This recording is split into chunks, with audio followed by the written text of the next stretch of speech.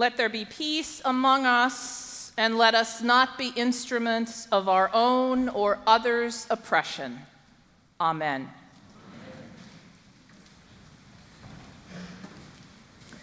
This is the prayer I've come to think of as the Gospel according to Barbara Harris.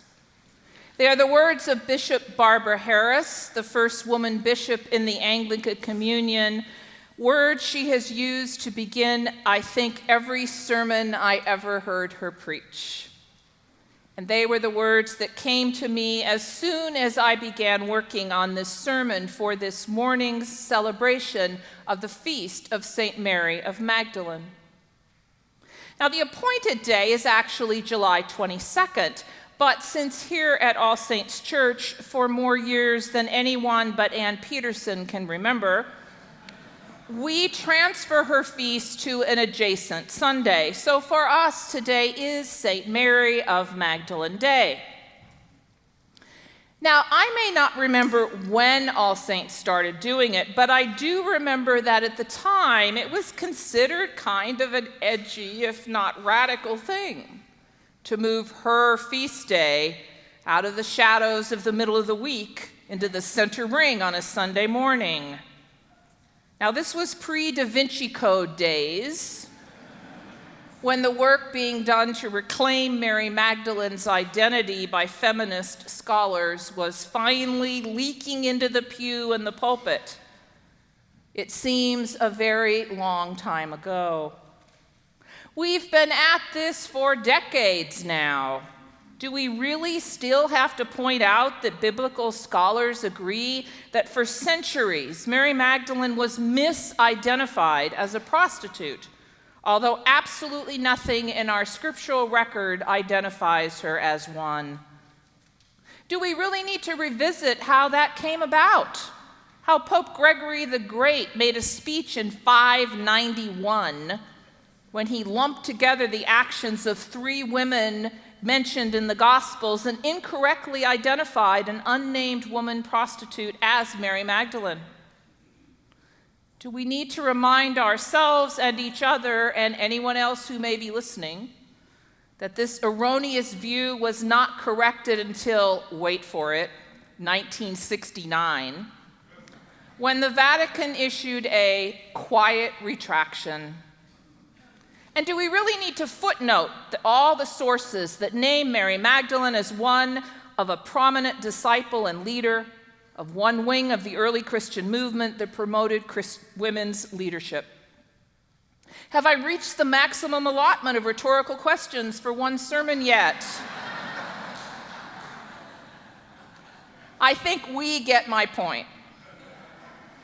So let's shift to some good news, some breaking news from the Vatican.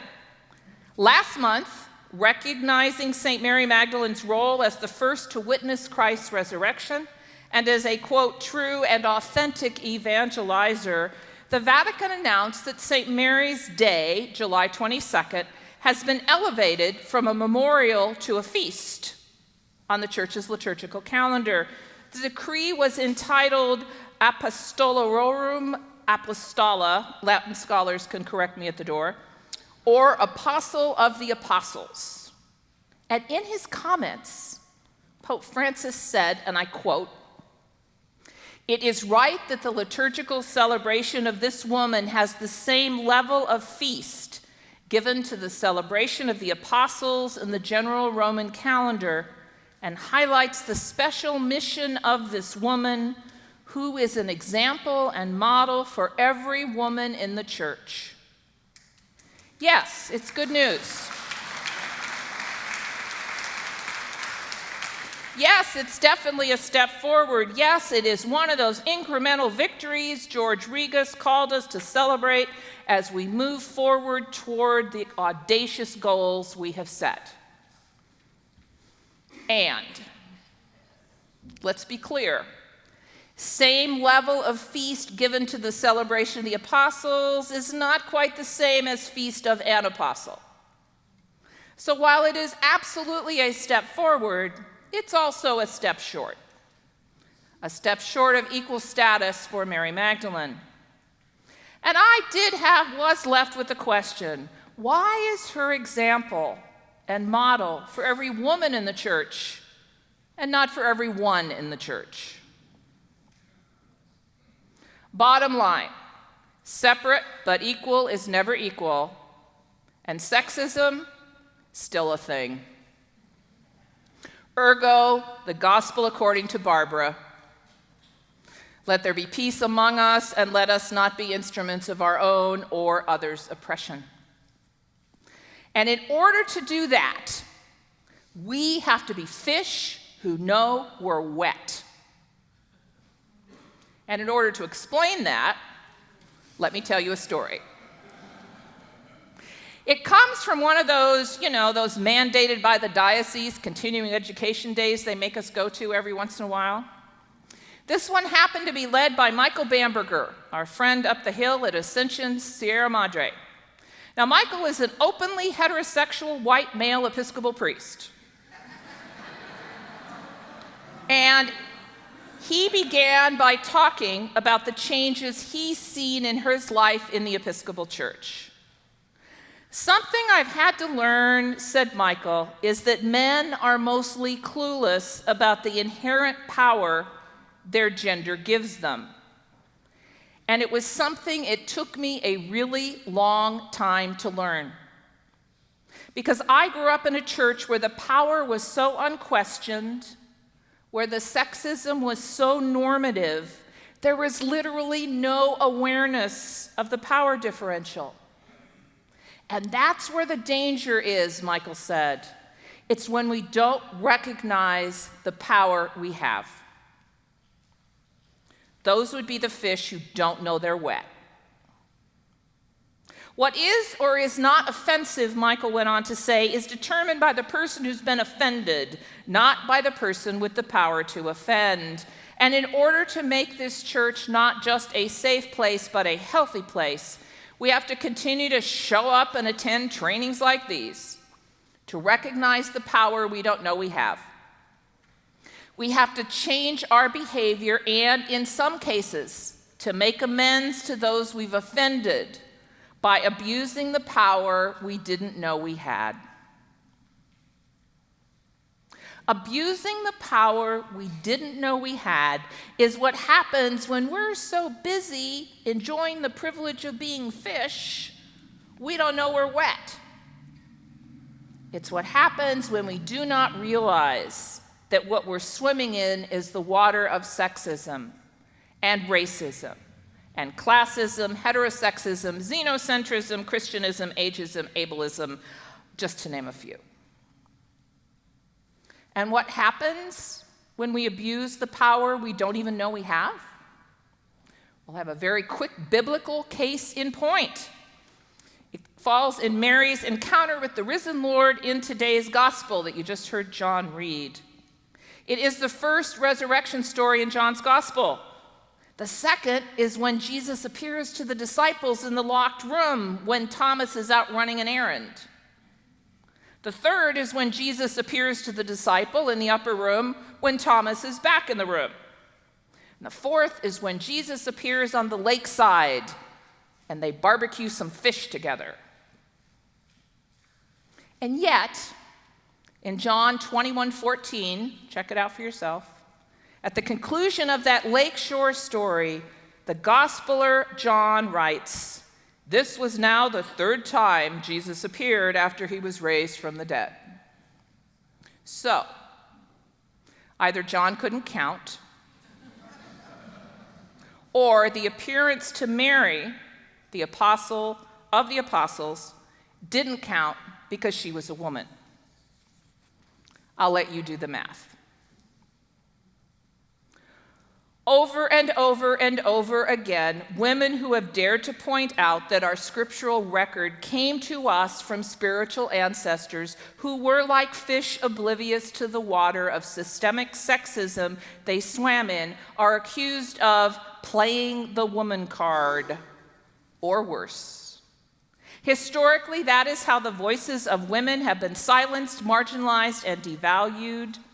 It is as ancient as the disciples who dismissed the women who first proclaimed the resurrection, and as recent as a conversation about unexamined male privilege that ended with, "I'm not privileged. My parents were working class people." And of course, it doesn't stop with sexism. People of color who name the racial inequality that infects our nation are accused of fomenting racial division. Historically, that's how white privilege works, abusing the power that privilege gives us by refusing to acknowledge that it exists. It is as old as the sin of racism that has been part of our DNA even before we were a nation, and it is as current as the blog posts and Twitter feeds that are filling up my iPhone as we speak, tearing down those who dare to speak the truth that Black lives matter. And there it is. The reason we say Black lives matter is because we are fish who know we're wet.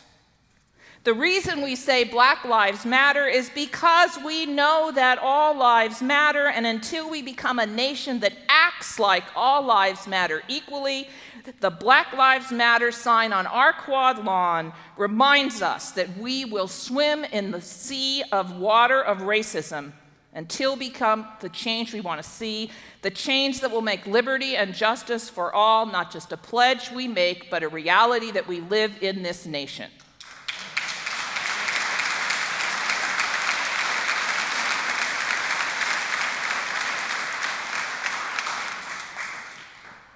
And if we're truthful, which we have to be because we're in church, and which I have to be because I'm in the pulpit, sometimes it's just too hard. Sometimes it's just too much trouble. Sometimes it seems that absolutely nothing will change everything anyway, so why bother? And so sometimes, rather than drown in the water of oppression, we choose silence and let the fish in charge continue to swim about, continuing to be clueless about the fact that they're wet. My brothers and sisters, the time for that option has long since passed. In the words of William Sloane Coffin, the world is too dangerous for anything but truth and too small for anything but love. And you do not need me to remind you this morning just how dangerous our world is. Still reeling from the Orlando tragedy last month, we struggled last week with the violence across our nation and the oh-so-close-to-home shooting death of a 4-year-old on his porch in West Altadena. This week alone, we have seen another unspeakable tragedy in Nice and a violent attempt to overthrow the government of Turkey. And since I printed out this sermon at 6:45 this morning, we've had another police officer shootings in Baton Rouge. It just goes on and on. And the truth we have this morning for our world too dangerous for anything but truth is this truth.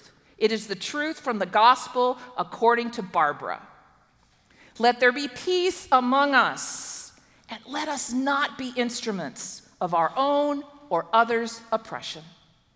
Let us be fish who know we are wet. Let us find allies in this struggle to build a church that isn't just safe, but a church that's healthy. To build a nation where freedom isn't just for some, but for all. To build a world where the human race becomes the human family God created it to be. Let us become a family where nobody is shamed into silence for speaking their experience, and where those with power use it to liberate others, not to leverage power for themselves. Let us become the kingdom come on earth as it is in heaven. We had a tiny glimpse of that last week when, in response to the tragic violence in Baton Rouge, Minneapolis, and Dallas, we suspended our business as usual here at All Saints and took to the streets between services in witness to our commitment to be the change we want to see. We were a veritable rainbow of women, men, and children of all ages, led by our amazing youth, with streamers streaming, flags waving, and signs held high. We were a powerful incarnational antidote to the corrosive cultural rhetoric that only serves to stoke fear and action in our nation. And this week, Mary Glasspool, who I consider the gift who keeps on giving, our former bishop suffragan here in Los Angeles, who's now the assisting bishop in New York, offered another glimpse into how we can be that change we want to see, sharing in her weekly email this 1983 quote from poet Audre Lorde. "There is no hierarchy of oppression. I cannot afford the luxury of fighting one form of oppression only. I cannot afford to believe that freedom from intolerance is the right of one particular group. And I cannot afford to choose between the fronts upon which I must battle forces of discrimination. For when they appear to destroy me, it will not be long before they appear to destroy you." On Tuesday morning at dark 30, I will fly to Portland, Oregon to represent All Saints at the memorial service of one of the wettest fishes I've ever known, former presiding Bishop Edmund Browning. Elected in 1985, he famously said, "This church of ours is open to all. There will be no outcasts. The convictions and hope of all will be honored."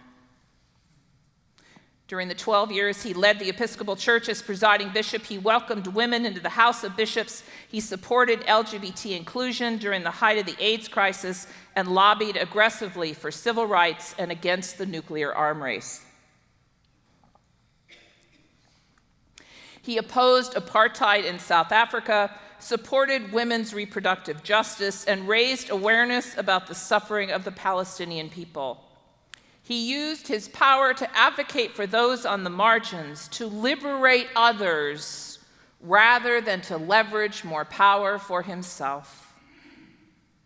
For Ed Browning, there was no hierarchy of oppression. There was just the gospel mandate to love your neighbor as yourself. In a world too dangerous for anything but truth, he lived his life aligned with the same love Mary Magdalene, apostle to the apostles, proclaimed as she bore witness to the risen Lord. A witness that survived against all odds down through the ages, in spite of the best efforts of an institutional church dominated for millennia by fish who didn't know they were wet. Yes, we live in perilous times. The challenges we face are daunting, real, and often overwhelming. But if we claim the gospel of Barbara as our own, we will become fish who know we are wet, and we will change the world. Let there be peace among us, and let us not be instruments of our own or others' oppression. Amen.